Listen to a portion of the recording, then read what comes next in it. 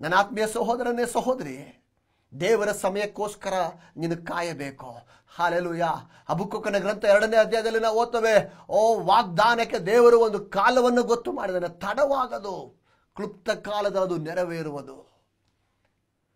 ಅನೇಕ ಸಾರಿ ದೇವರ ವಾಗ್ದಾನ ನೆರವೇರುವುದಕ್ಕಿಂತ ಮುಂಚೆ ನಾವು ದುಡುಕಿ ತಪ್ಪಾದ ತೀರ್ಮಾನಗಳು ತೆಗೆದುಕೊಳ್ಳುವುದನ್ನು ದೇವರಿಗೆ ನಮ್ಮ ಜೀವಿತದಲ್ಲಿ ಕಾರ್ಯ ಮಾಡಲಿಕ್ಕೆ ಆಗ್ತಾ ಇಲ್ಲ. ಈ ಬೆಳಗ್ಗೆ ನನ್ನ ಶಬ್ದ ಕೇಳುತ್ತಿರೋ ಸಹೋದರನೇ ಸಹೋದರಿ, ದೇವರು ನಿನ್ನ ಜೀವಿತದಲ್ಲಿ ದೊಡ್ಡ ಕಾರ್ಯಗಳನ್ನು ಮಾಡುವುದಕ್ಕೆ ಆಲೋಚಿಸಿದ್ದಾನೆ. ನಿನ್ನ ಜೀವಿತವನ್ನು ಹೀಗಲ್ಲ, ಅವನ ಉದ್ದೇಶಕ್ಕನುಸಾರವಾಗಿ ಕಟ್ಟುವುದಕ್ಕೆ ಅವನು ಬಯಸಿದ್ದಾನೆ.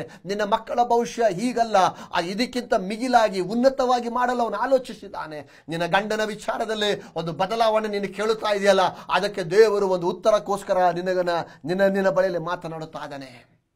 ನಿನ್ನ ಮಕ್ಕಳ ಮದುವೆ ತಡವಾಗ್ತದೆ ಎಂಬುದಾಗಿ ಹೇಳಿ ನೀನು ಅಡ್ಡದಾರಿ ಹಿಡಿಯುವುದಕ್ಕೆ ಈ ಬೆಳಗ್ಗೆ ಪ್ರಯತ್ನ ಪಡುತ್ತಿದ್ದೀಯ. ಹಾಗಿದ್ರೆ ನಿನ್ನ ಸಂಗಡ ಕರ್ತನ ಮಾತನಾಡುತ್ತಿದ್ದಾನೆ, ಅಲ್ಲ, ನಿನಗೋಸ್ಕರ ಉತ್ತಮವಾದದನ್ನು, ಶ್ರೇಷ್ಠವಾದದನ್ನು ದೇವರು ಗೊತ್ತು ಮಾಡಿದ್ದಾನೆ. ಕೇವಲ ಒಂದು ಮಗುವಾಗಿದ್ದರೆ ಅದೇ ವರ್ಷದ ದೇವರಿಗೆ ಕೊಡುವ ಒಂದು ಗರ್ಭವನ್ನು ತೆರೆಯಲಿಕ್ಕೆ ದೇವರಿಗೆ 25 ವರ್ಷ ಅಗತ್ಯವಿಲ್ಲ. ಅಬ್ರಹಾಮನ ವಿಚಾರದಲ್ಲಿ ದೇವರು ತಡ ಮಾಡಲಿಕ್ಕೆ ಕಾರಣ, ಅಬ್ರಹಾಮನನ್ನ ದೇವರು ಅತ್ಯುನ್ನತ ಸ್ಥಾನಕ್ಕೆ ಮೇಲ್ತರಬೇಕಾಗಿದೆ.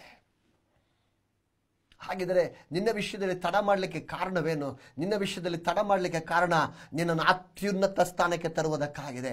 ಖಂಡಿತ ನಿನ್ನ ಪ್ರಾರ್ಥನೆಗೆ ಉತ್ತರ ಉಂಟು, ನಿನ್ನ ಉಪವಾಸಕ್ಕೆ ಉತ್ತರ ಉಂಟು, ನಿನ್ನ ಕಣ್ಣು ನೀರಿಗೆ ಅದಕ್ಕೆ ಉತ್ತರ ಉಂಟು. ಅದು ಯಾವುದು ಬರೀ ಆಗಿ ಹೋಗುವುದಿಲ್ಲ, ಸುಮ್ಮನೆ ಹೋಗುವುದಿಲ್ಲ.